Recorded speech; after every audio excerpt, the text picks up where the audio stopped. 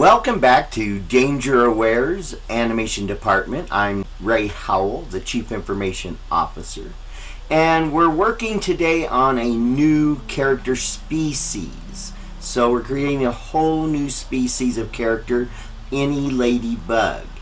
Now, what follows is going to be a multi-part series that originally took about 40 hours of effort, and I've deleted and sped up and cut again and cut again and sped up again and cut again until I got it down to a reasonable series of shorter videos.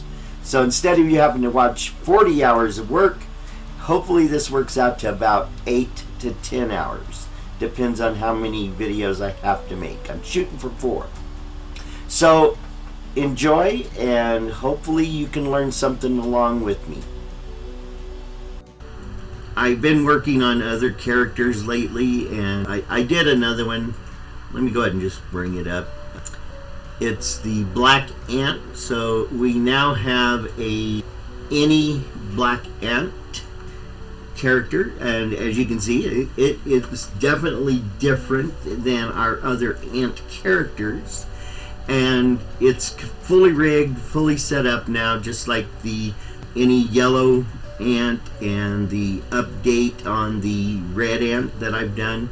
So if we jump into the character, you can see it jumps to these gray colors. Let's go ahead and remove the bones and everything so you can see what this character, base character, looks like. Now, there's no name for this character yet. We don't have a story around it yet, but I know we are going to. Just like the yellow ant, this ant can have different size skulls, eyes. There's really not a lot of difference here from what I've shown before. So if you want to learn how to do these, please watch my videos on creating this process that I created to do this. I'm not the first one to do this stuff, I'm sure. I'm using Moho so that we can on the fly create a new cartoon character. And if you can't see this one, it's the eyelashes. I don't know why I made a bone just for eyelashes, but I did. The wings, and then of course the different body structures. So then we get into the colors. Of course, we can go to black and white so that we can make coloring pages. And so, whoops, I didn't do the antennas right there. Oh, there they are. Okay, yeah. So we can make the character go completely black and white, except there we go. You've got to make sure it's all the way to the left. So we can now create a cartoon character on the fly, and our comic character on the fly, bring it into the story, and we're good to go.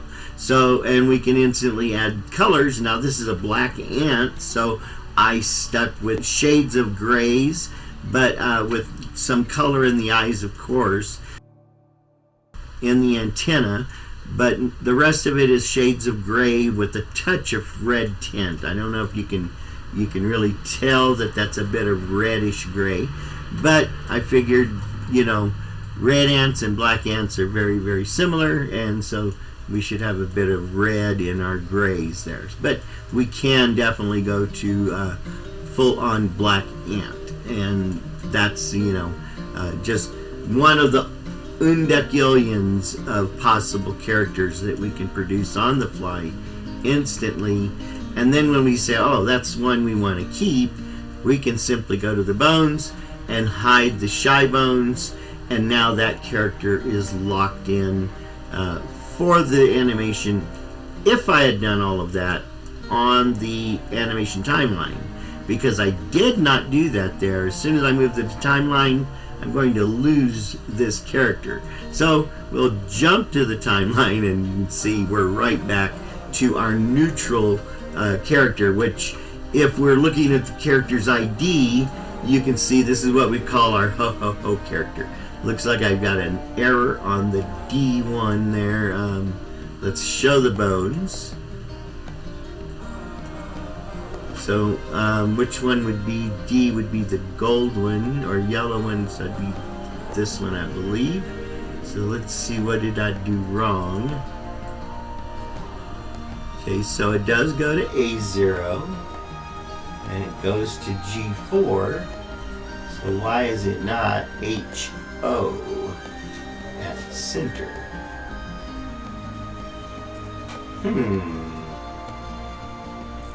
Let's see.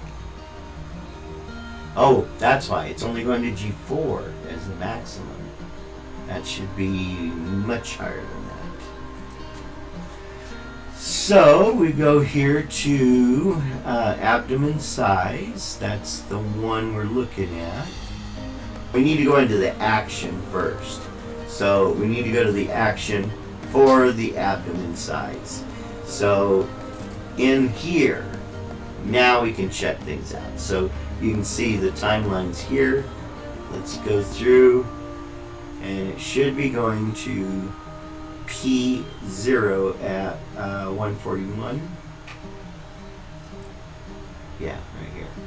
So there's P0, and the lever's all the way over. And we back off one, and then we go down to N9. And oh, the bar's not moving. I see. Okay. So, oh, how weird. So now it's okay. It's moved all the way at 71. Okay. So what we need to do is be at 141, and then pick up the bone layer of the character. My computer's slow. I gotta get a new computer, but we don't have the funds. So now at 141, we wanted to register the farthest at this point, but you can see this red line shows us that we've got a center point here selected that's already there. So we're just going to remove that center point, and that should fix the problem. More than likely what I did is I came on here and I, for some reason, thought I was on a different bone, and I rotated that bone at the center when I shouldn't have. So here we go, back to the main line. And now we go to the animation layer and grab this bone, and it should now go to HO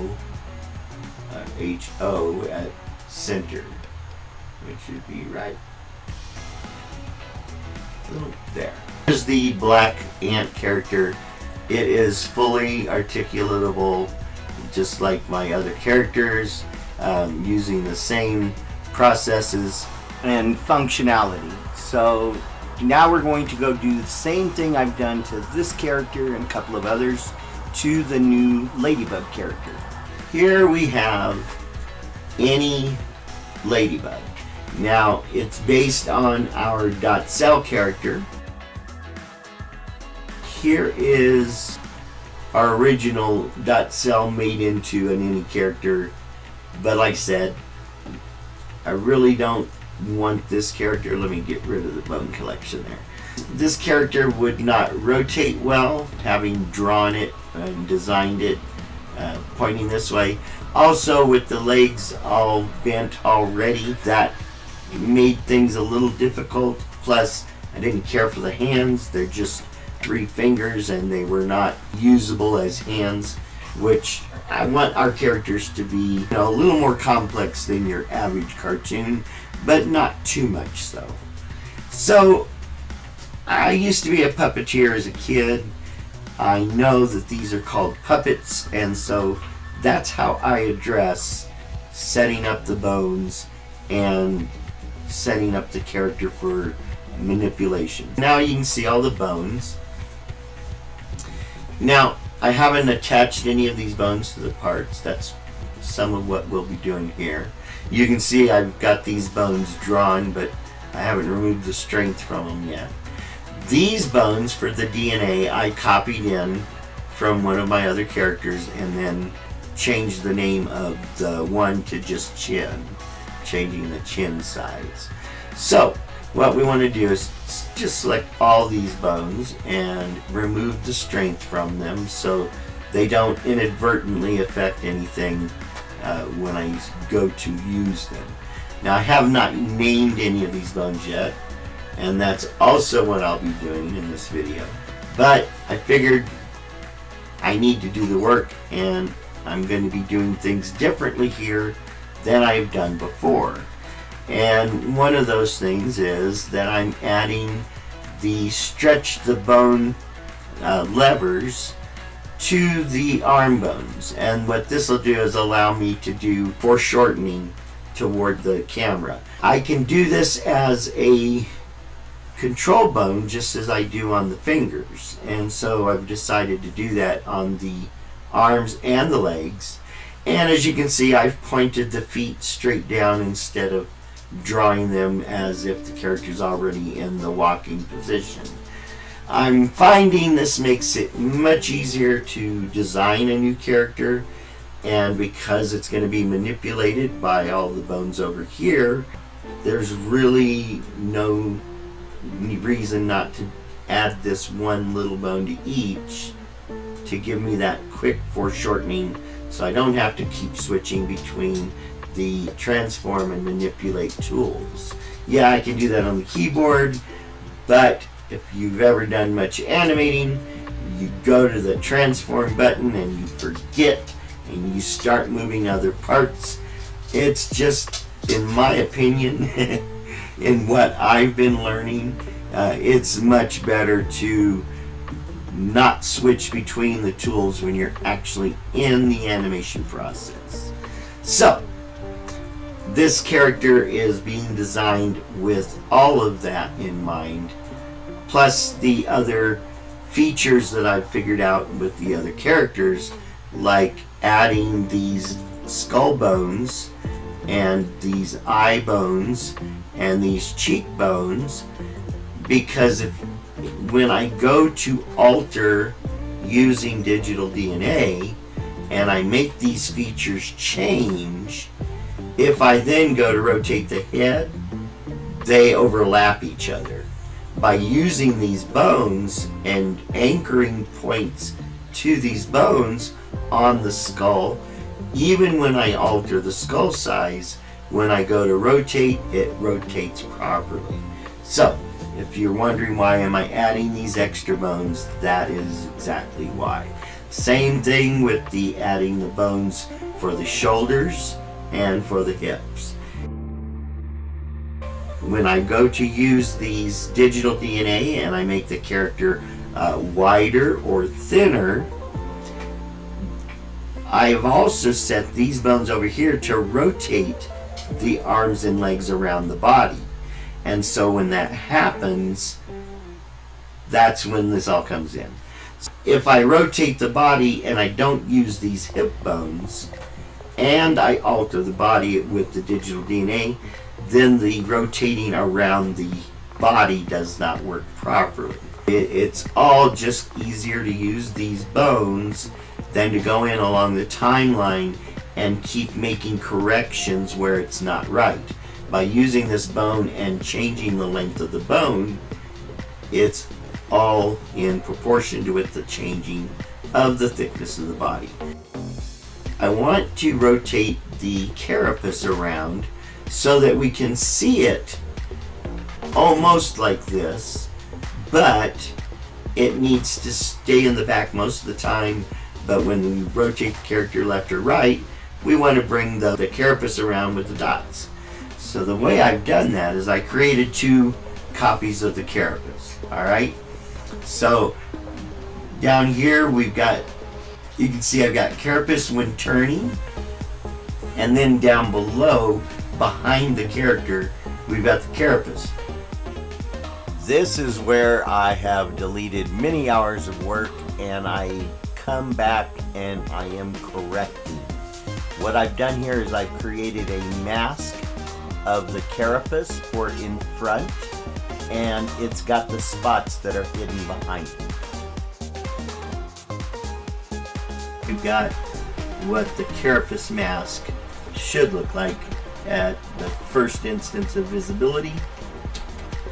And then under that mask, I've got the dot mask, which allows us to change the dots.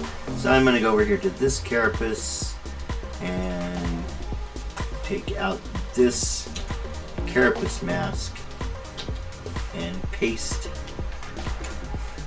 the other one, and then reverse it and place it.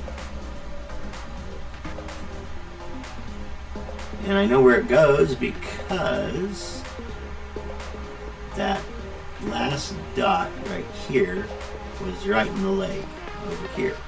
So that helps me get it where it should be, so they're the same.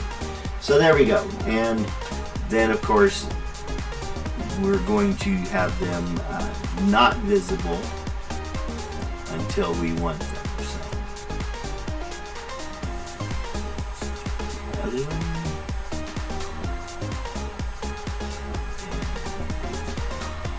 So there we go.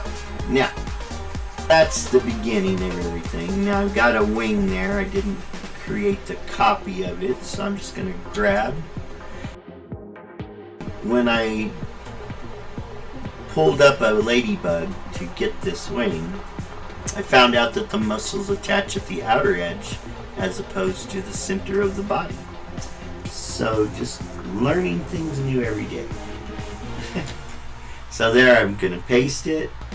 They fold up. So when I go to the bones for these wings, there will be two bones here to fold that wing up into place. I'll put an action on that lower bone so that as it folds up, it will also compress the width of the wings as they go up.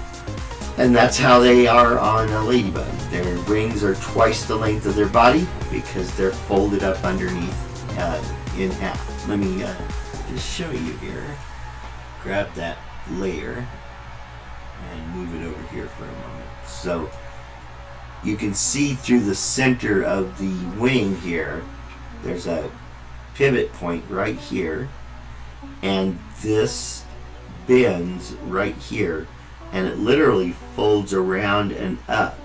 So that's why these creases are here. It allows this to fold over that and to fold over that, and then all of this folds up and over here, and all of this compresses in. So as it folds, it compresses. And I'm going to put it back where it was. There we go. And so I have not named any of these bones yet, except for the DNA bones. They came in with names. So I need to go through and give a name to every bone. And I just need to go over character and make sure I got every bone before I do so. So as I said, one of the new things I've added is to give the foreshortening to my arm bones, and it's the bone at the base that will foreshorten that section, and so they don't all have to foreshorten at the same time, and gives us a bit of flexibility on how we can pose the character over my prior characters. So I will probably go back to my prior characters and add in those levers to shorten those bones. Our DNA bones will display the character ID, and let's bring that on down a little so when we actually do need to use that, it's inside where we can, produce a picture of it if we want it. And that helps us recreate the same character. This is the root character of this any ladybug, because these characters are multi-character. We need the bones all named. We can't go without naming the bones. Just having a bunch of bone numbers like this is worthless. That doesn't help anybody with anything. So let's go to B1. That is this, and that is our move character. So if we're going to move the character within the character's framework, this is the one we're going to use. So, when we pick that up, the bones are all going to move with it because they're all parented to that bone. So if we hit P for parenting, you can see that all the bones for the character go to this core center bone here, and then that one points to the move character. All of these puppeteering bones are also parented to this same bone, and then these are parented to that bone, but by way of another anchor pin bone, just so I don't have all these lines crossing the character while I'm trying to design and assign and all of that. So, as you can see, this is a lot of work already, just getting to this point. Getting all these bones set up, properly parented, making sure they're what they need to be. I also did some coloring on the hands. I always color the finger bones to make that easier, and then I extended that to the arms and the legs on this character, as well as the shoulders and hips. I didn't bother with the rest up here. I could, but I don't think we need to. So now I'm going to start naming every bone. Easiest way to do that is to go to the bone layer and just select each one we come across that doesn't have a name and give it its name. So we select it, it'll be red, and it's this one right here in the center of the chest. This bone affects this layer. This bone affects this layer. This bone affects this layer with the arms, and then this bone will affect this layer, and so on. This is actually abdomen 3 or 4. So let's go in and find out. 4. So this core back, let's change that to ab 04, or just ab 4. We don't have chin, so just ab 4. Then this one will be ab 5. Yeah.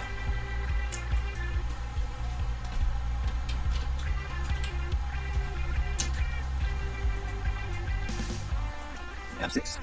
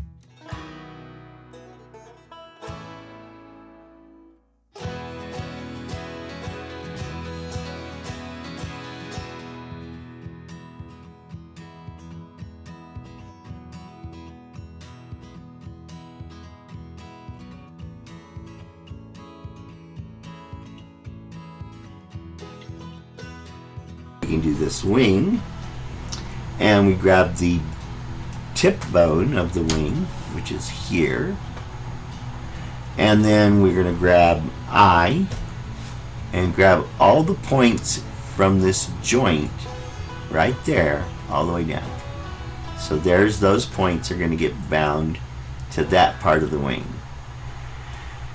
Then the rest, so let's do it this way. We're going to grab the top bone, then hit eye, then grab everything. Well, let's just see if we can just get what we need. And then bind the points. So now that should be the whole wing. If I bring the wing out, there we go.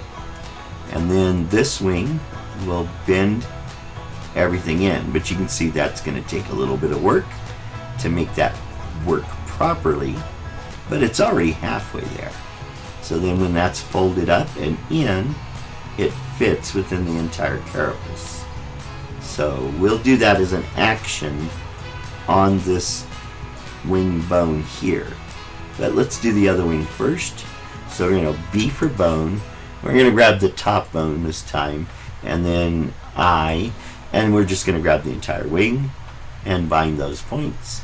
And then B for bone, grab the bottom wing, then eye, and now we're just going to go straight across from this joint and down, and all of those points get bound to the bottom. So again, now we've got the full wing on this side ready to go. And voila. And the wing does fold up inside. We just got a little work to do on it. Alright, so there's the, I think that's the entire character now. Correctly boned to the parts. So let's test everything. So first we're going to clear animation from document. And the reason you do this is because anytime you've made changes, it will affect whatever you've done on your animation. So your animation should always be the last thing. You shouldn't go work on some animation, then go alter the character, and then try to continue that animation. It will not work very often. You will usually end up with problems. So now let's just test everything. So we can move the upper arm, I think. Let's go into animation frame 1, and now there we go. So that arm moves, that complete arm and hand moves, that arm and hand moves. There we go. I don't know why. Oh, I must have grabbed the stretching levers. And there's the legs, and then the wing,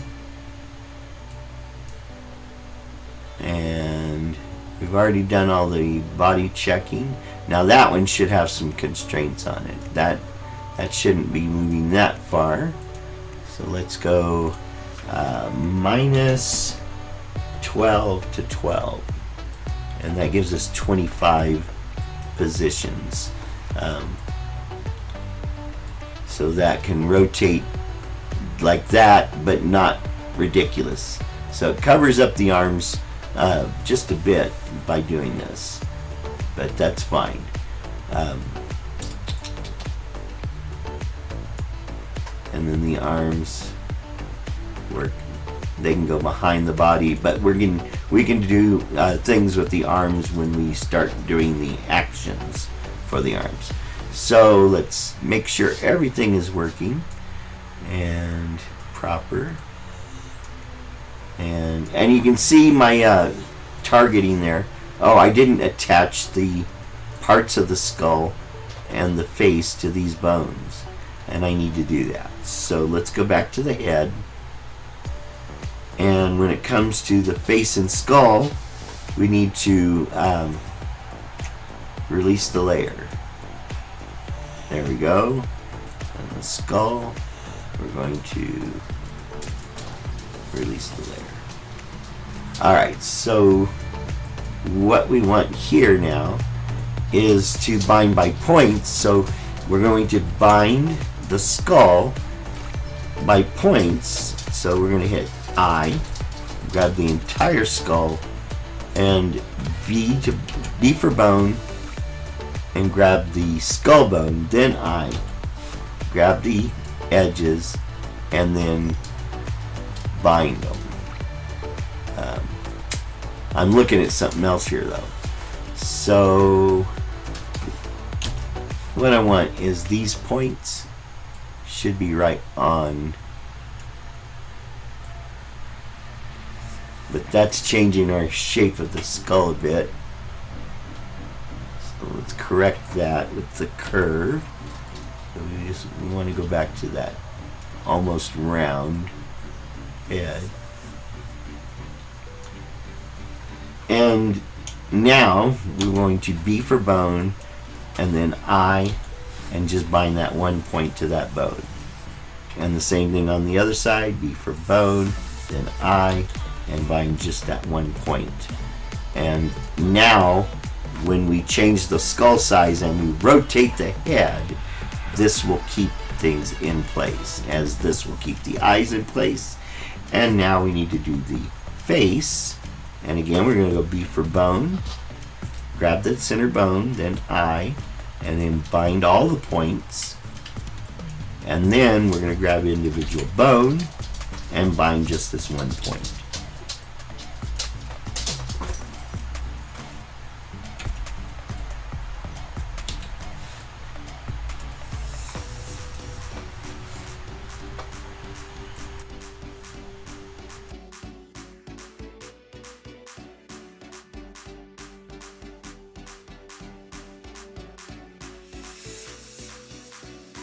And again, that's so that when we rotate the head, we will be able to keep and maintain the cheek points here on the face without them whipping around each other.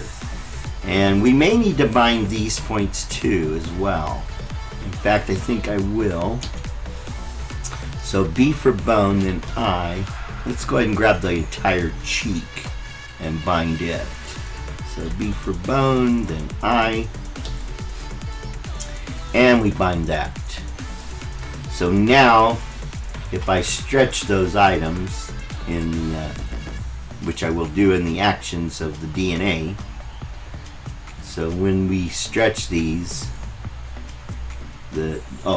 not here, but here, only in the timeline, we can stretch that part of the cheek to make different character looks. So probably not that far, but that's the point, is to be able to do that.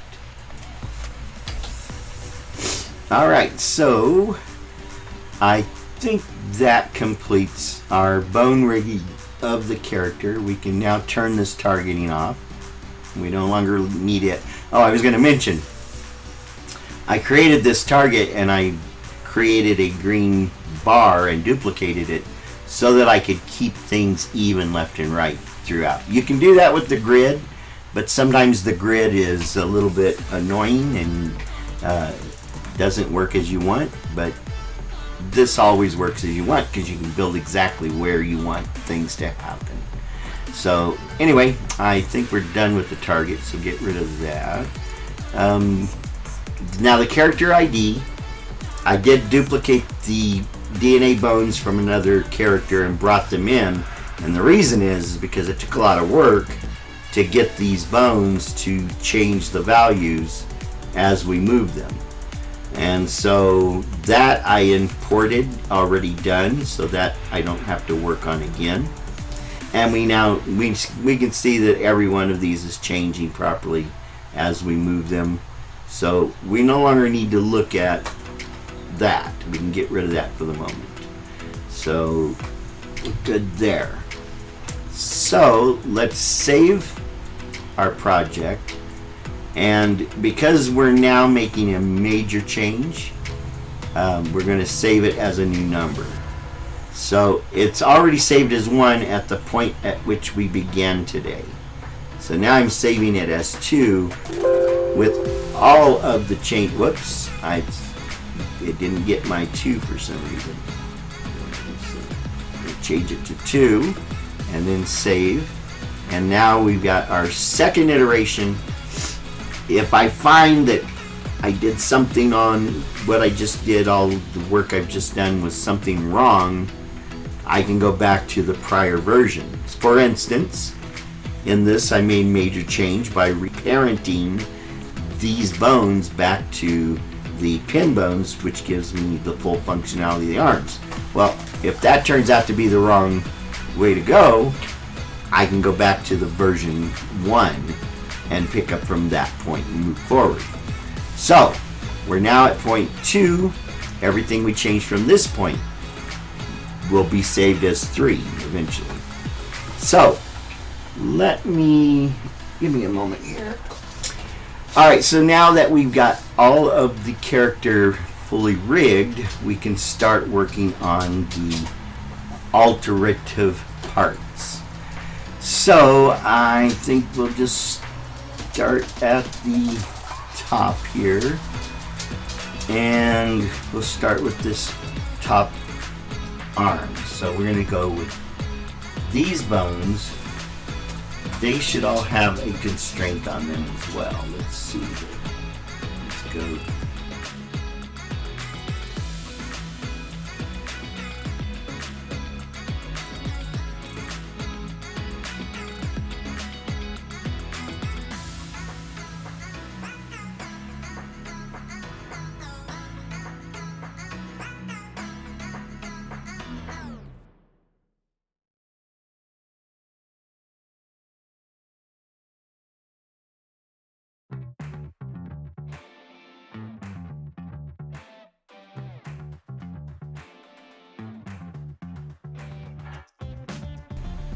Hello, good morning, and thank you for joining us again today. This is Danger Aware, the animation department, and we are going to kind of pick up from where we left off yesterday, but not really, because I've been doing a lot and trying to fix some issues that I created and some things I learned over the last 24 hours.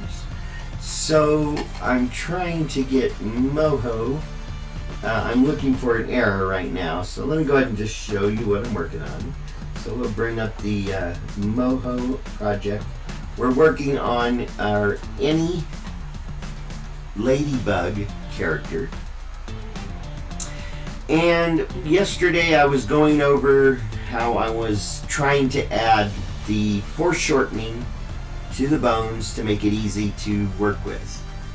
And I figured a few things out, and so I want to go over that without going through the model, because I've already made the corrections in the most part, but I've got one error I've got to find. And so let's go to let's save this document. This is number 4, and we'll come back to this. So I started making some changes to the arms last night, and I finally got it figured out to what I wanted. And I don't want to go back and do these all again, but I do need to show you what I came up with. So we're going to create a new document, and we're going to create a very basic character. And instead of using the round for everything, I'm going to start with the squares. So we're going to create a body. So here's our character's body, and then he has, or she has, a biceps, and then right on top of the biceps I'm going to continue on and create the forearm. So now I've got my biceps and my forearm and my body. Because these are going to be our biceps and our forearm, there's going to be some distortion along the length of the character's part. So I'm going to add a point here and here, so we can make muscles up here and here and here. And you already know that where we have an overlap, we're going to want to have a perfect circle. And as you can see, my boxes are not the same size here, but that doesn't really matter, because all that matters is that the point where they come together is. So now we need to create, well, this should have been on a different layer. Let's cut this. We're going to use Control X and remove it, and then we're going to create a new layer, a vector, and that'll be arm. And the other layer is body. And when we go into the arm and Control V for Victor, we paste what we had cut from the other one. So now we've got the body on one layer and the arm on another layer. We could separate the arm into two different layers of its own, but sometimes you want it to work as a single item. So we're going to want this to be a single arm when we're done. So we're going to go from here, and we're going to add these two together and create a group with selection, and we're going to name that our character.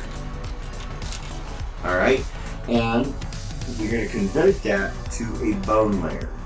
So now we're going to add bones, and so the first thing we want is a core bone that holds everything, and I'm going to put that right over there. Then we want a bone that works the body, so I'm just going to put one right there, and I'm going to hold shift so that it makes it straight up and down. Then I'm going to go over and I want one that's going to rotate the forearm or the biceps. So it's going to rotate the biceps. So we want to be right in the center, if we can, of that section. And holding shift so that we're going straight out, we're going to add a bone, and we're going to go right to the center of the overlap for these two parts. And then we're going to add the bone for the forearm coming off of that bone. Again, holding shift so that it's straight. And so there we've got our bones for our arm. But that's not good enough. We need to make it where it looks like an arm.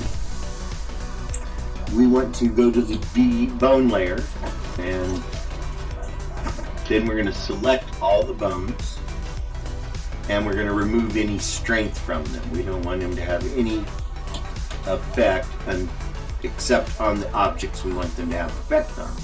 So first we're going to go to the body, and we're going to grab that bone for the body bone, and then we're going to bind the entire layer to that bone.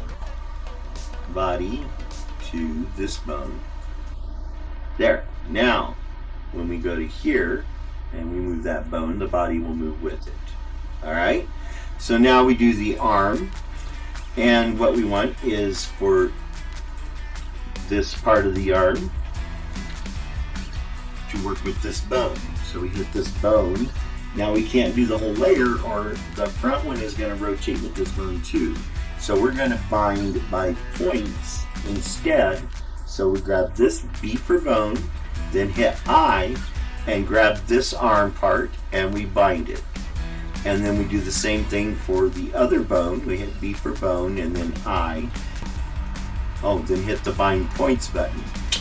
And now, everything moves as a puppet.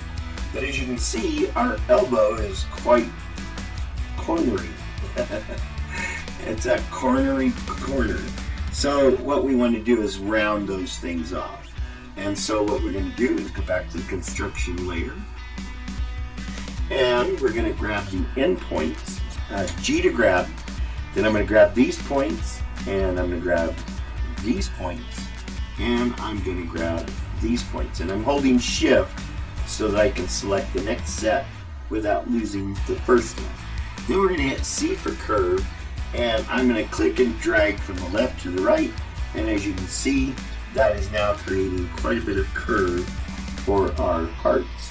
So we're maintaining the center because we're not selecting that for changing the curve, just the parts at the end.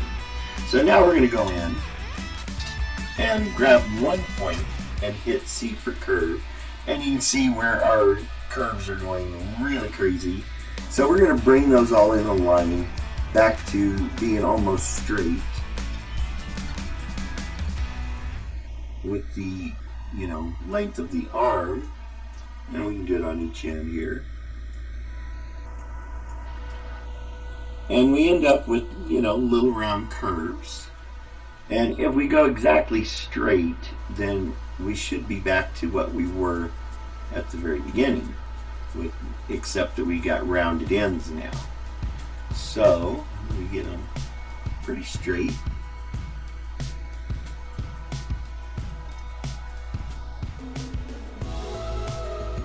And so now, when we rotate, it works much better. It doesn't look like it's a square, but it's still not matching the curve of the other part.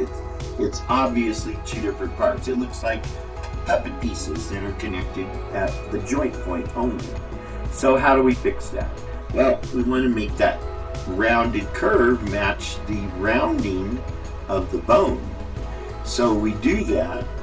We go back into the arm, and we want to stretch these so that we end up with a perfect circle where they come together. Well, the points don't even come together, so we can't do that. But how do I do that? What I do is I create another layer called target. So we're going to do that. We call it target. And then we're going to create a new style for it. And we're going to delete all these others and then create a new one. And it's going to be targeting. And we want it to be red or green or whatever color you choose. But we're going to choose a color, and we're going to make both the stroke and the fill the same color. And we're going to drop them both to 20% on the opacity. So we want the alpha to be 20% of the full. And so now when we draw our circle, it will be in red with a red stroke edge. Now what that does is it gives us the ability to see where the curve it actually is. So we're going to start here, and we're going to go right on the line of this one, and we're going to create a new circle, and holding shift we can create a perfect circle, and that means we need the circle tool. So now I'm going to hit right on this line, holding shift, and I'm going to create my circle until I'm intersecting the bottom line there, just right at the edge. I don't want to be in the circle. So now I have my targeting circle, and I'm going to hit T, and it gives me the center of that circle. And I'm going to zoom in, and I'm going to move that center and the whole circle with it until it's exactly on the intersection of these two bones.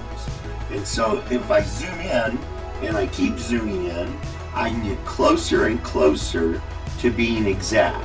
I might never hit exact, but we can get close. So just like that, that is exact. So now I'm right on the intersection of the bone with my perfect circle. So now I go to my arm, and I simply make my parts go onto that perfect circle. So if we select one of these points and hit T, we can bring it down to, you can see there's a line between the outer and inner edge of the circle. So we can know exactly where we need to put that. And we want to be exactly at the top of the circle, which I think is about right there. And how can we be sure? Well, we click the circle. So I go to the target, and there exactly is our center, is the center of the circle's point. Now I have some markers on my screen.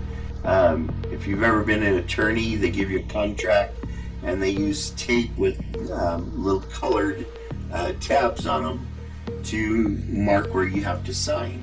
Well, I put one of those on my screen, and they're transparent, so I see through it, and I can set that point exactly on the corner of it. So that now when I go to the arm, I can know that I need to put this point exactly right there. And now I can bring this one down to that point as well. You want to make sure auto weld is not on, because you don't want these to join, but you do want them to overlap exactly. And now we do the same thing on the bottom. So we want to be at the bottom of the circle. So we want to go back to the circle. And there's our point. So we're going to set that point on my screen marker. So the corner of it is right there. Now we can go back to the arm, and we know both points have to come up all the way to right there. That for the biceps, and this one's for the forearm. And now we need to make the curve match the perfect circle. So we hit C for curve, and that gives us the Beziers for the curve, so we can just drag it straight out until we're matching the target curve. So just like that. And we want to make sure we're following that curve as close as possible. So we want to make this line go right down the center, and the same down here. We're going to be right through the center, and just like that. And now we got to do the same for the other part. And so we grab this Bezier, no, not that one. Let's grab this point and hit C. So now we're seeing the Bezier for this curve. So we're going to grab this one here, and we're going to drag it out. And then we're going to drag this one here out. And then we're going to just want to match that circle centering. And a little finagling, and we can get there. Let's bring this on up, and then bring this on back, and then bring this one on out. There we go.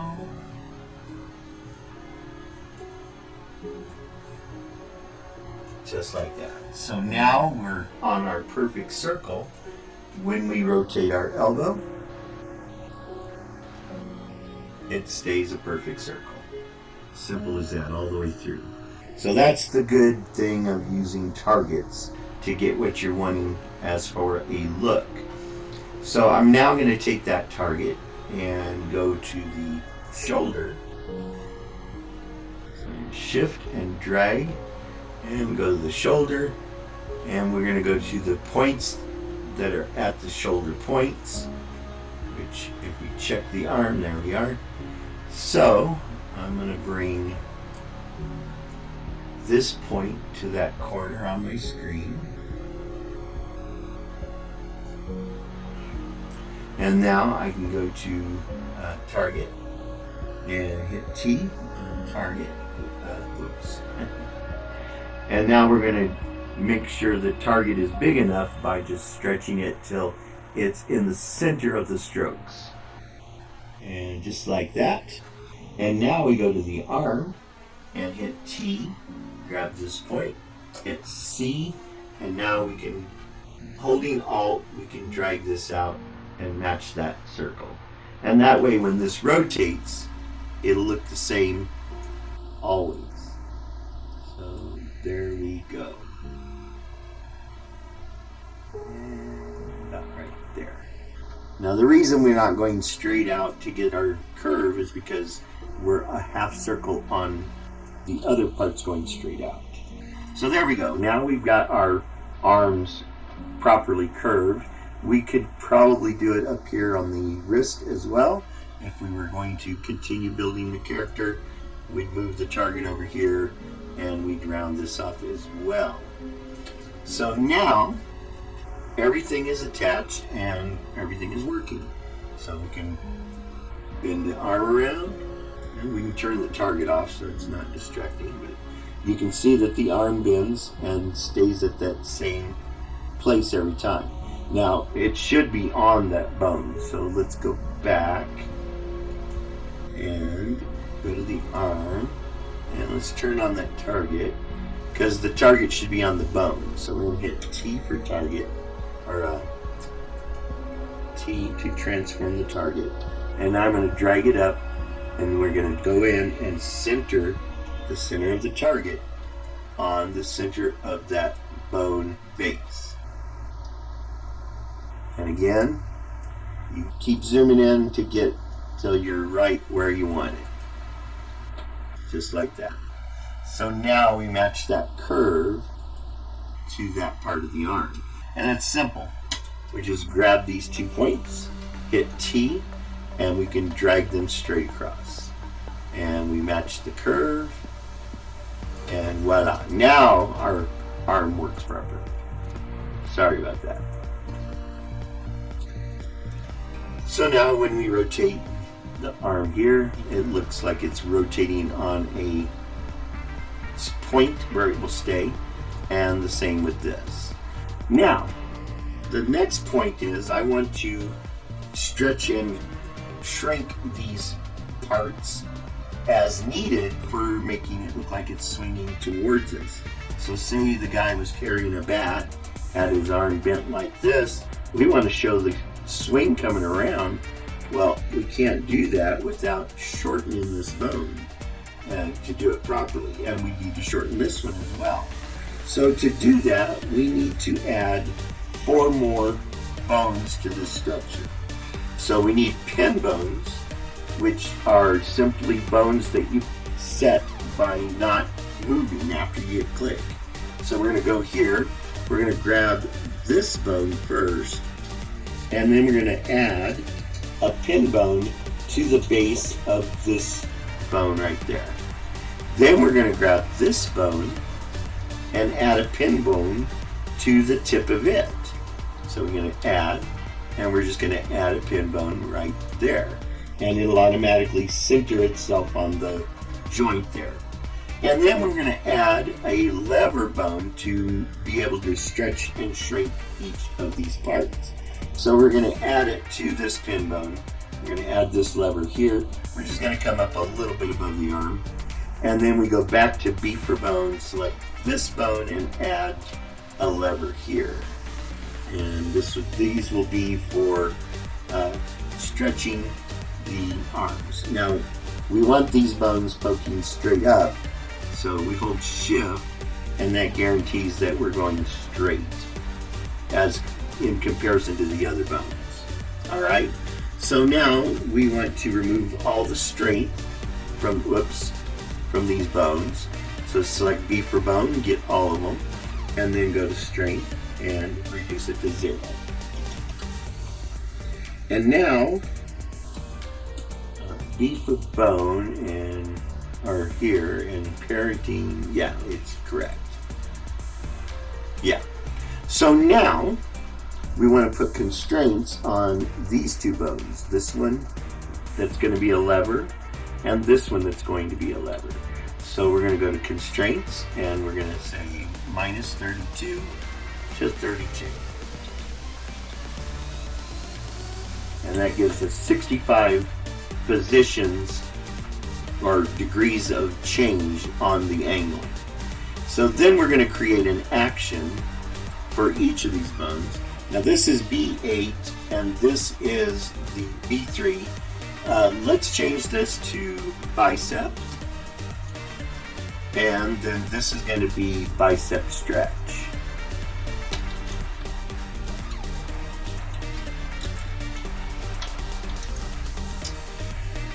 And I think I left the S off of the biceps. And then this one is going to be the forearm. We would just go 4. And this is going to be for stretch.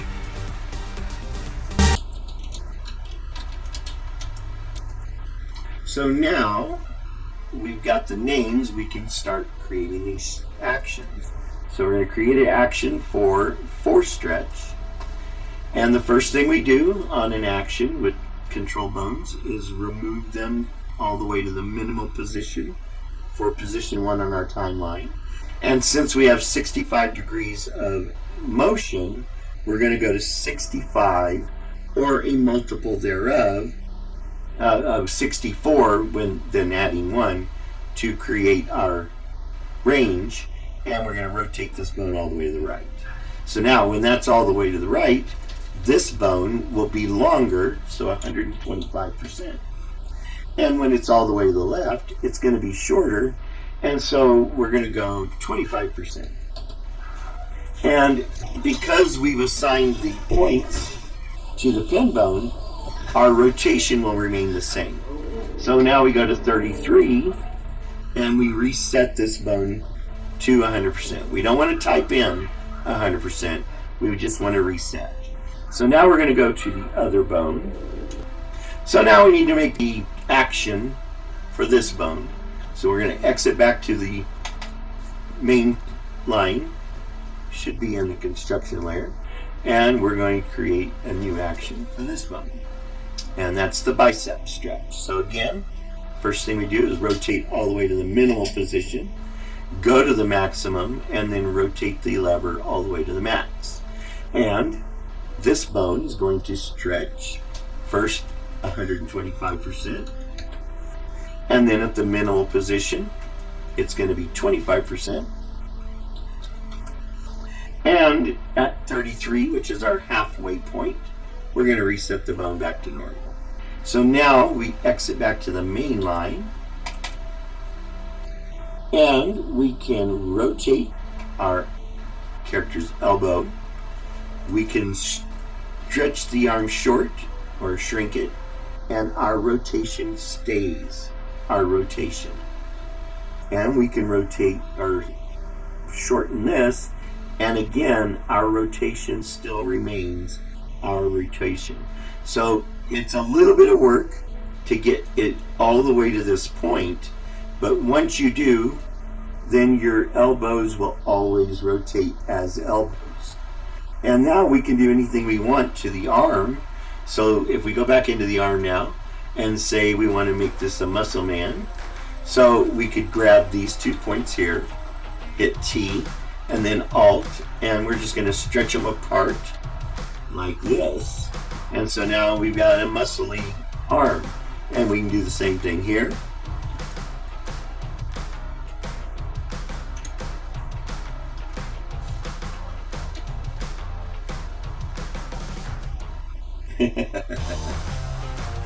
And make it do whatever you want. So that will not affect our rotation. So we can make changes to the arms, but still have our elbow. Now you might be thinking, yeah, but I don't want that big old black stroke in the middle of my arm. My arm isn't supposed to look like that. It's supposed to look like a real person. You know, I want a person arm, not an insect arm. Well, we can correct that into the design. So we go into the arm, and we simply go to the base of this forearm part, the part that's overlapping. We select it, and then we select this tool, which is the hide edge, and we're going to hide this edge. So now we can rotate, and there is no crease happening, except when we bend this far, we get that crease in one part bending. And I like that crease myself, so I leave it. But if you don't, you can remove it. There is another way of doing it, and it's called using a patch, but I prefer to do it this way because I like the extra little crease showing up when we turn. You put a patch over the arm, and it will eliminate just what's overlapping. So you can learn how to do that. I don't like the patching. I prefer to do it this way. So this works, except that we're cutting into our stroke on the biceps. So you see here, we're cutting the stroke away. So how do we fix that? Well, simple. We go back into the character design, and we take out that curve. So we're going to grab the arm. We need to select a single point. And start there, hit C. So now we can see the Beziers for this curve here. So I'm going to hold Alt so that I'm only affecting the inside curve, and I'm just going to bring this straight up and down. And the same thing here, and that brings that line straight up through the center of our bone intersection. And that's perfect because now we bend the arm, it doesn't cut into the stroke. It looks like it's simply the stroke extending for that arm. And we get the proper crease overlap of of a forearm over the biceps that humans get when we bend our arms like this. So there you go. That is how I am now going to build all of my arms for my characters so that I can foreshorten and stretch. Okay, I'm going back to any ladybug now. Again, I've already added most of these features to the any ladybug, so I'm going to go finish that now. We could really use some help at dangeraware.org. We are an organization for the prevention of abuse through play and entertainment, and this is what we're doing, is building our cartoons right now. We are putting out some simple cartoons, but we hope to eventually put out some serious ones. So now we need to program, or I consider it programming because I am a programmer. I'm going to turn the targets off. They're just getting away now. So now I'm going to go in and program each of these actions. I've already created each of the actions for every bone that is going to have an action. I did that overnight because it was taking so long for each one. Now I can just jump right into it. So we can go now and just rotate this to the left.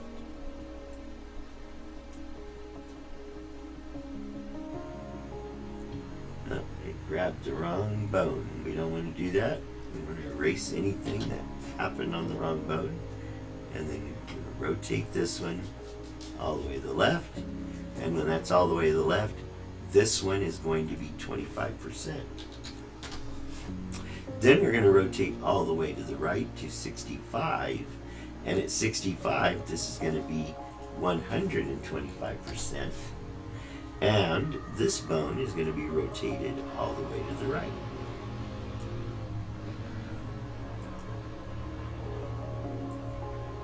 Like that. And so now we go to 33, which is the midpoint, and we go back to this bone and we reset it so that it is exactly 100% and released at the midpoint.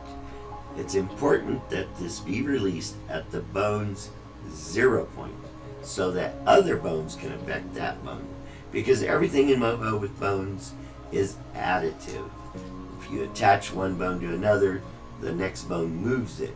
If you distort the first bone, you're going to distort how the second bone acts. Okay? So, let's test this out. Voila, that one's working. So now we do this one. So, if you didn't know, when you select a bone here, when you scroll through the listing, the one you've selected will be the one selected here. It's not selected, it's just highlighted. Now we double click it to select it. And then we're instantly in it because I already created it yesterday. It took about 45 seconds to create each new action. And because my computer is slow and old and running out of space, it kept crashing.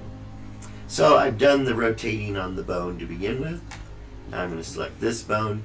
At this point, it's going to be 125%. At the minimum point, one on our timeline, it's going to be at 25%. And then at 33, we're going to release it by resetting to 100. Then we're just going to jump to the next action bone here, which is this one. And we're going to rotate it to the left, jump to 65 on our timeline, rotate it all the way to the right, then grab this bone, set it at 125, bring it to 1 on the timeline, bring the scale to 25%, and then go back to 33 and reset. And then we grab the next bone, which is the palm.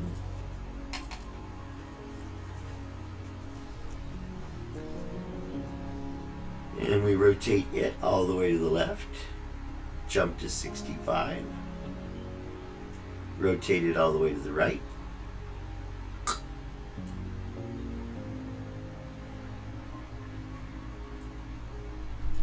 And then at this point, we're going to grab the palm bone, and it's going to be stretched to 125%. And at 1, it's going to be shrunk to 25%. And you can see I don't have the palm working properly here. I don't have it programmed to the bones properly. But we're going to go back to 33 anyway and hit reset.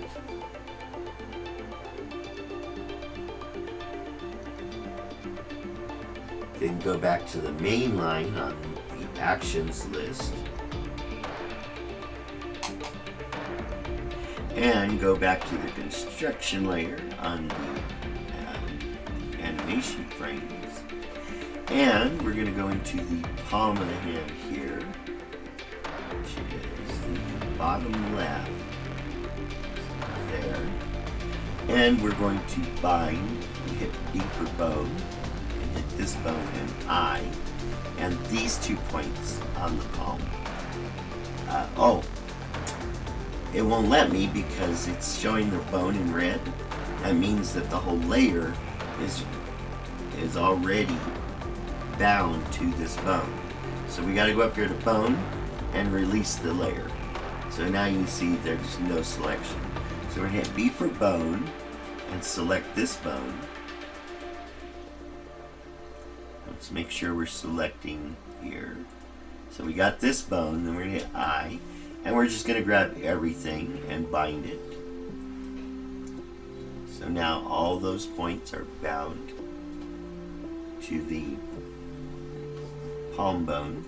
And now I'm going to grab the pin bone on the palm and hit I. And these 2 back ones are going to be bound so that they maintain this curve as much as possible. I suppose I could put another set of pins here to absolutely control that, but I'd rather keep it simpler.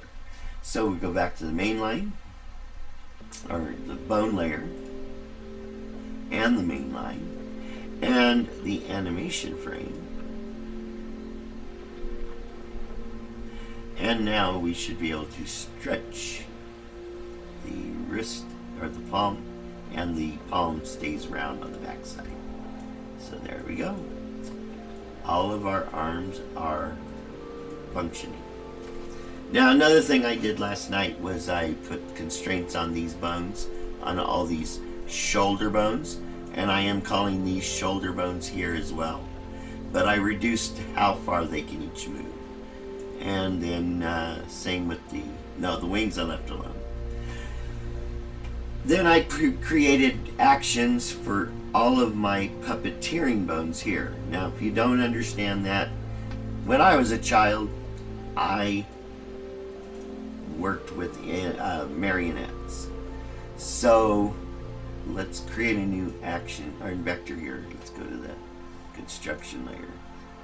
So when you're working with marionettes, you use a stick, and the stick has strings that leads to the various parts of the puppet. And these drawings that we're working on here, they are called puppets. I didn't know that when I started. But once I heard that they were puppets, I couldn't stop thinking of them as puppets. But they're more than puppets. They're more like robots than they are puppets.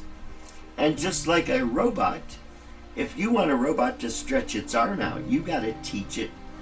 This command makes it do that.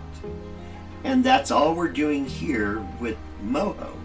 It's just that the programmers, who are very smart, put all of the hard stuff in the background and made it where you're just connecting invisible imaginary strings. But if you think of this as a puppet, then when I was a kid and working with puppets, we would have a control handle made out of sticks. So we would have a main stick that went through the center, and then for the various parts of the puppet, for instance, the eyes, if they had opening eyes, we would put a cross stick for that, and then another cross stick for the mouth, and easy features there. Then another cross stick for the arms, and this character has 2 sets of arms, so we would use an extra stick. And then finally a stick to work the legs or the knees. Then that gives us our control stick. And then this one, it'd be the main one, but instead of being down here, it would be at the top, and it would attach to the very top of the puppet, because it would have to support the top of the puppet, okay? And then the other strings could be operated loosely, allowing you to drop the arms down and bring the legs up as desired, because you knew which board to grab which string from. So each board would have strings tied at the ends or the middles, and you would know what those strings do. And that's exactly what this is. We're creating a puppet.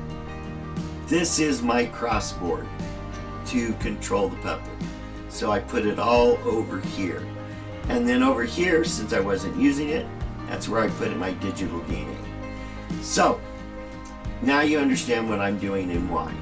So that's why all my controls are over on one side, and why I back them up against each other. So instead of having 12 bones across here, 1, 2, 3, 4, 5, 6, 7, 8, 9, 10, 11, 12, all across there, and then me having to go, well, number 1 does this.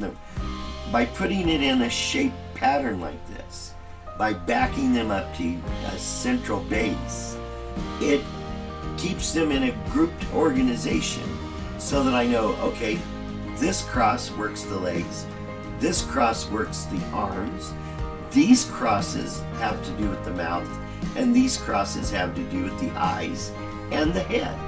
So the head ones here technically should be way up here on top. But I want to keep it short, simple, and compact. And that's why these are all back to back. So it's easy for me to look at this and look at any of my other characters that are built like this and see, okay, this is going to work that part of the puppet. This is going to work that part of the puppet. And because I'm consistent from puppet to puppet to puppet, I know this is going to work the left eye pupil size, right pupil size, pupil lids up and down, lids up and down, pupil left and right, pupil left and right, pupil up and down, pupil up and down, head up and down, head left and right, smile, frown, jaw open, close, lips width, lips open, close, tongue up and down, tongue left and right, tongue height, tongue width, tongue in and out of the mouth, tongue length. Okay, so I can do all of that from these, and I know what they are because I programmed them, and I've programmed them on multiple characters.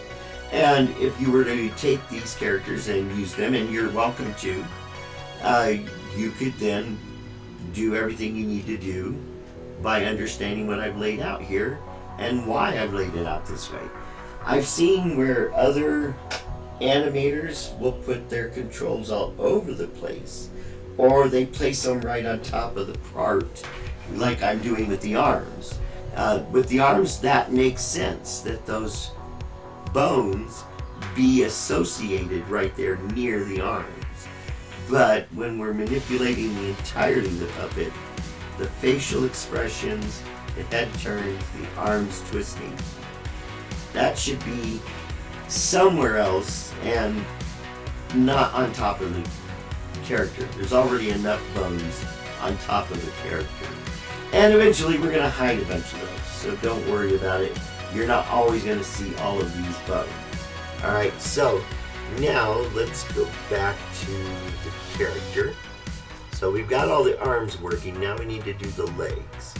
So I don't know if I did anything with the legs. I can't remember. It looks like no. So I don't think I got the legs laid out properly, so let's go in and fix that. So here's the right and left legs. So on the side, we bound by the whole layer. So we need to go to bone and release the layer. So now it's released, and you can see it's moved when I get that. So let's do that with the mid-shin as well. Release the layer, and the shin. Release the layer. And I don't know why it's moving like that. I must have had it locked in. Now this I know is not my layer, so we don't need to worry about the foot. So let's check the other leg. Go to the thigh, remove the bone layer. So those aren't moving. Not moving. Alright.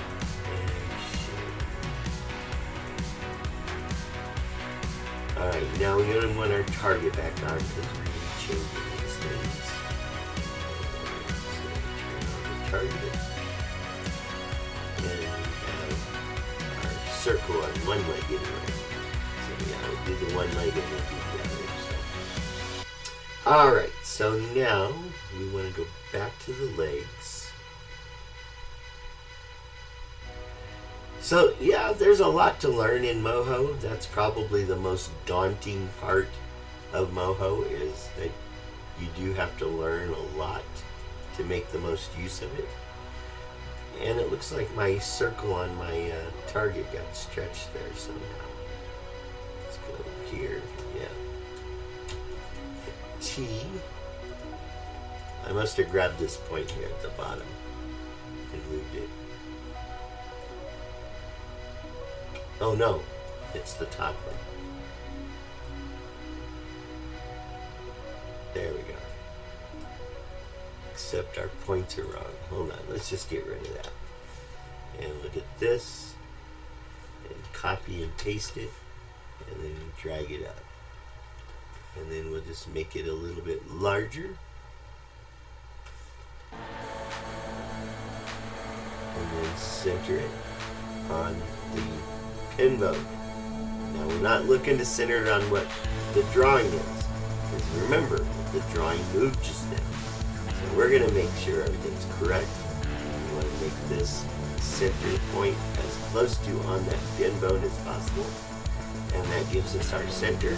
And so now we can place the object in the right position. So we go to the thigh. T, select all of it, and now we can bring it to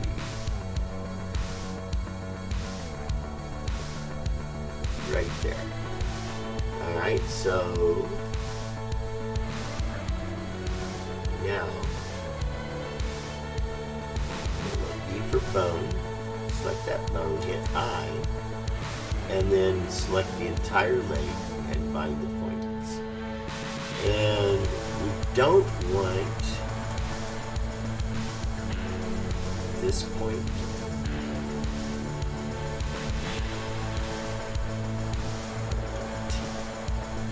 Oops. We don't want that point or this point.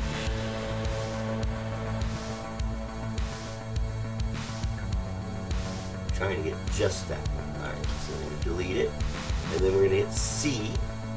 And we're going to come down and correct by bringing our curves to make our half round joint. Just like that. And then the same up here. Don't forget to hold Alt. I was not holding Alt this time. And we're just going to bring this right back to what it was.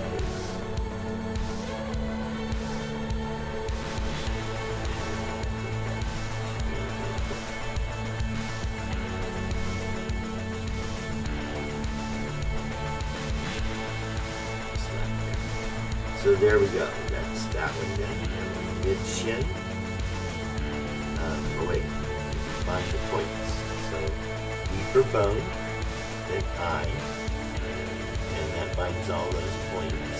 And then B for bone, so this bone, then I, and these 2 points get down to that. There. So now the mid shin.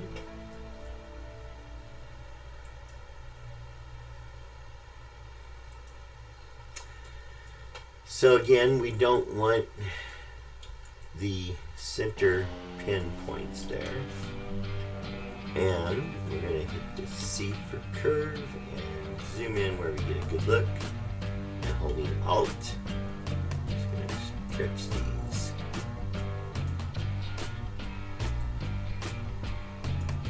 And recreate that exact curve as close as we can. There we go.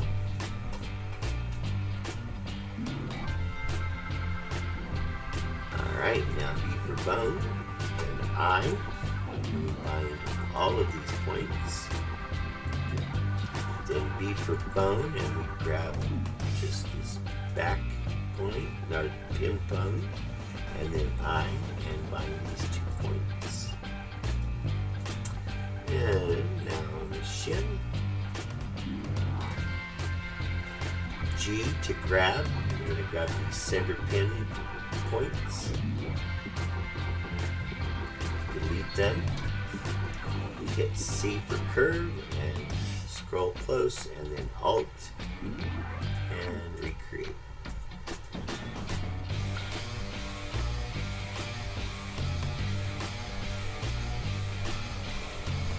And then C.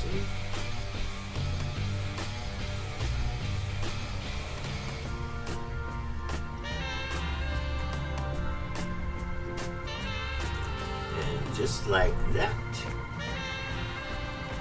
we've got everything set up properly, taking time. Alright, so B for bone, and then I, and find all the points, and then B for bone, pin bone, I, and find pin points. So now, we're going to go to this bone here.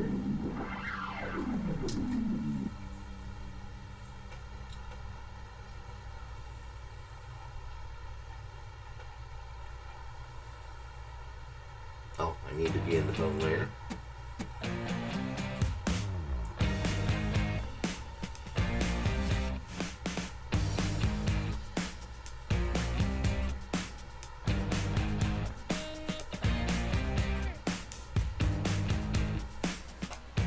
I clicked it, believe me. Like I said, our computers are pretty old, almost 5 years old.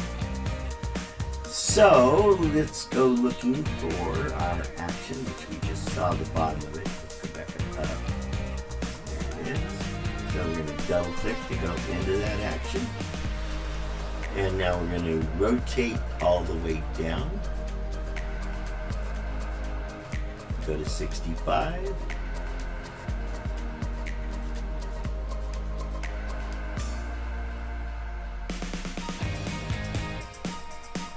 And rotate all the way up. We're going to grab this bone below it. Scale at this point will be 25%. And back down to 1 will be 125%. Yes, this is the opposite of what we were doing before. But it still works. So we reset. And then we go to the next. So that was the mid bone. Let's go to the shin.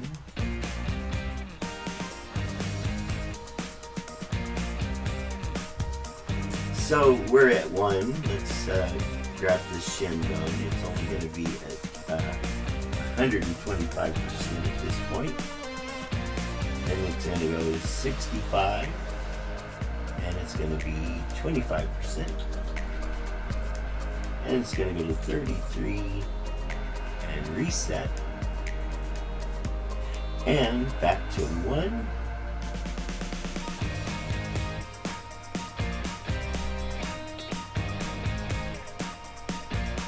And then rotate all the way down. And then 65. Rotate all the way. And then the next one is the thigh extend. There it is. Okay, wasn't finding it. Now that was not good because it moved over. Alright, so now that bone is moving up and down a little bit as it should. Oh, I bet I forgot to reset it. Yep, that's exactly what I did. So at 33, we want to set the rotation of it. There we go. Alright, so the next one would be the mid-leg extend.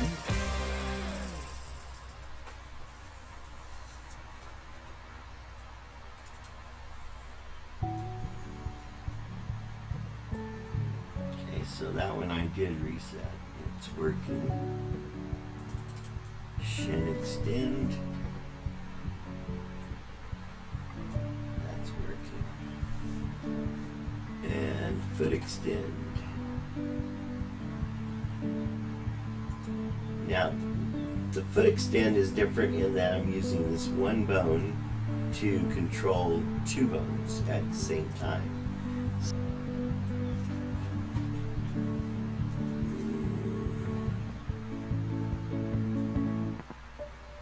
Alright folks, this is just taking way too long. Alright, so foot extend. Now we want to rotate this all the way down. We go to 65 and rotate it up. Now we grab both of these bones and we set their scale to 25%. Then at 1 on our timeline, we're going to go to 125 and then reset at 33.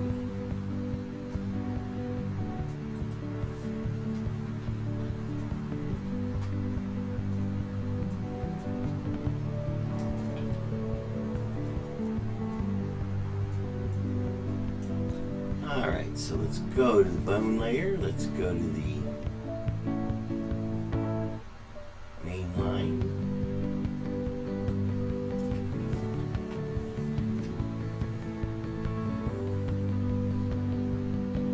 I know this will work, folks. I've done this with many other characters and some with more bones than this. So there should be no reason it won't function. Okay, so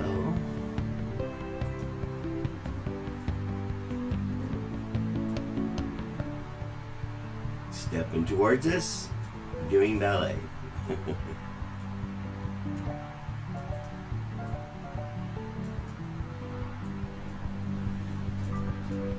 Apparently I didn't do that one.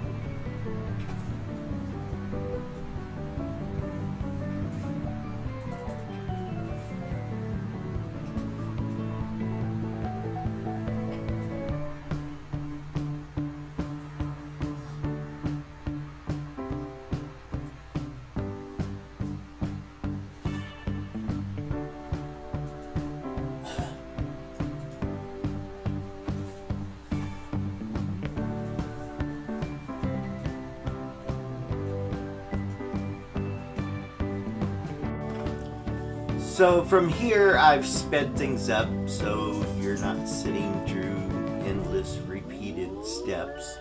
I'm just simply confirming that I'm removing the extra points that I had originally used and adjusting the curves and getting everything just right so that when I rotate any joint, it looks proper. And there, the stretching is working, so now I'm doing the other set of legs, and obviously I didn't do the pin bone assignment there on this side, so that's obviously what I'm doing here. So remember, you've got to do the pin bone to keep the shape of the shape that you want. I was going to say object, but I've been trying to say shape instead, as that's what Moho calls each object that's in a layer. So a layer is populated by many shapes. I've been calling them objects forever. So again, that has to do with being a programmer. For a programmer, everything's an object. That's all there is to it. So anyway, this is completing the foot here. And the reason I do the foot like this is so it's easy to point the foot either direction without having to reshape it. So the foots are pretty bland, but they do bend in the middle, so they've got some personality. And then with the stretching, it gives it a little more. Here I'm working on the wing and how to get it to fold up inside without looking all funky like we were getting earlier. And so I'm turning off the things that are in the way, the legs and the abdomen, all the parts that are distracting, so that I can work on the wings directly. And that way I can see exactly what's happening. And there I tried to move the bone and rotate it, and instead of rotating it, moved it. So put it back. Now I'm rotating it. And you can see how I'm working on making an action for this bone. So as this bone bends, it's activating the action to bend the wing and compress it. So, and that's exactly how a real ladybug's wing works. So I trying to make this so it doesn't bend outside of the carapace there. So I left the carapace turned on, the one that's behind the body. So while we're watching this, I'm going to talk to you about Danger Aware and what we're doing. Danger Aware is a nonprofit for the prevention of abuse by educating the young and vulnerable using play and entertainment. So we all grew up with stranger danger, and the reality is more people are abused by people they know very well than there are who are abused by those they don't. Now, it's not a great difference, at least not at this point in our statistics. The problem with statistics are, with abuse especially, is the only way we get the information is if the person who was abused actually reports it. And so there, we know that there is an issue of people who never report it. We get people who come over to our Danger Aware offices and speak with our CEO, and she is 79 years old now. And so they feel it's easy to talk to her because she's from their generation. But we've had 70 and 80-year-old men tell us about the abuse that they suffered, and they tell us all the time. We've never told anyone else about this. And so that's what we're trying to change.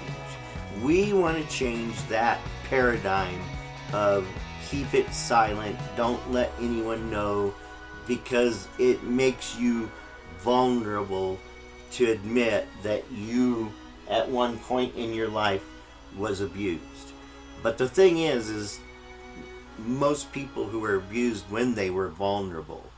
And the reason we get 70 and 80-year-old men telling us, I've never told anyone this, is because they wait until their abusers have passed, because the trauma is that bad. So we're trying to change it. We're trying to make it so that children will recognize and understand this is the kind of things that will lead to abuse. So that's our mission, to educate using play and entertainment. So to that end, we created stories about our Bugillagers characters, and we're creating cartoons already with the Bugillagers characters, but we need more characters and to fill out the stories. We don't want to just keep it to 1 or 2 little characters. And I've created a lot of different characters, but it took me a while to get proficient at working with Moho to understand all the things that I could do with it, like what I'm doing here with the wings right now and this action.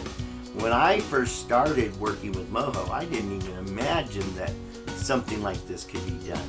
But you can see I'm taking it step by step here, and when I'm finished, the movement of that wing is controlled by the tip wing, and when that one moves up and in, it folds the wing. And you can see the one on the left there, our right, the character's right, but our left is folding up quite well. Just trying to get the one on the other side to do it is the same way. And I'm getting there. And again, I'm learning all of this. I'm not a animation expert in the least bit. I'm a computer programmer, I'm a locksmith, and now I'm the Chief Information Officer for Danger Aware. And so, yeah, I do what I can. But if you are an animator, if you're sitting there thinking, oh man, this guy doesn't have a clue, we need you. We need someone like you to come in and take over the Danger Aware animation department and say, here's what you should be doing. Here's how you should be doing this. And then, help us change the world. Help us create the cartoons. Help us create the stories. Help us do the animation work that will help us create cartoons that kids want to watch because they're fun and entertaining. And during the watching, they're going to learn something about personal rights and calling out abuse. So if you would like to help us change the world, please visit dangeraware.org. Click on that like button down below here and subscribe. And if you have $1 that you could spare, please donate $1 to help us change the paradigm of abuse awareness by educating the young and vulnerable about the early stages of abuse so that the later stages never happen. If we expose the grooming, we can prevent the abuse. And to do that, we need to educate the young and vulnerable. To do that easily, we make it fun and entertaining, and then include the information within the fun and entertainment. So, if you want to be an animator and you want to make cartoons and you want to make funny, cute cartoons, we need your help. You can give us a call at 619-488-4357. Or you can visit dangeraware.org and click on the PayPal there, or click on Contact Us and ask us any questions or give us any suggestions or just offer to help. We need your help. So tune in next time where I will complete the hand and allow you to see how to interlace fingers on a dynamic hand.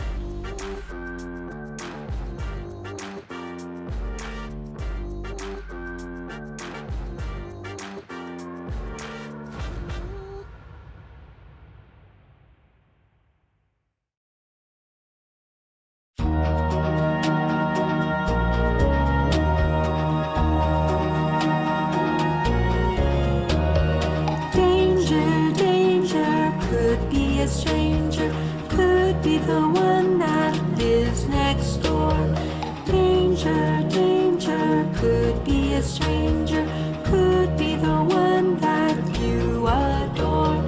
Watch for the things that cause alarm. Watch for the one that would do you harm. Danger, danger, could be a stranger, could be the one that lives next door. Danger, danger, could be a stranger, could be the one that you adore.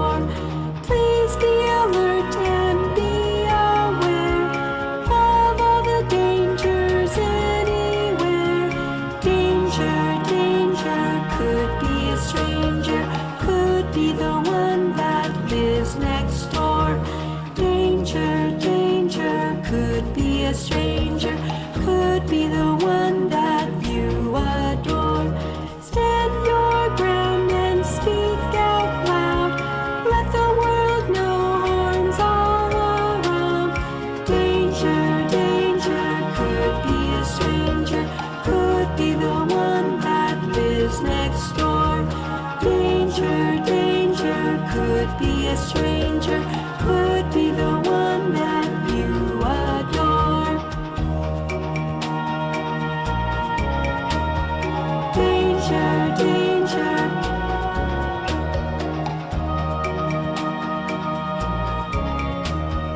Danger, danger.